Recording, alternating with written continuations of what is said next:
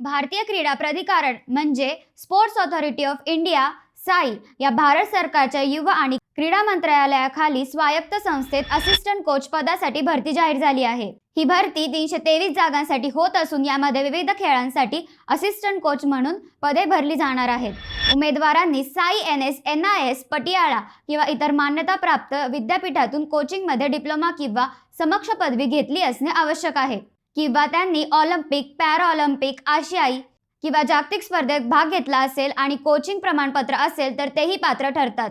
त्याचबरोबर द्रोणाचार्य पुरस्कार प्राप्त असलेही अर्जासाठी पात्र आहेत। यासाठी अर्ज करणाऱ्या उमेदवाराचे वय 1 फेब्रुवारी 2026 रोजी 30 वर्षापर्यंत असणे आवश्यक आहे आणि अर्ज करण्याची शेवटची तारीख 15 फेब्रुवारी 2026 आहे।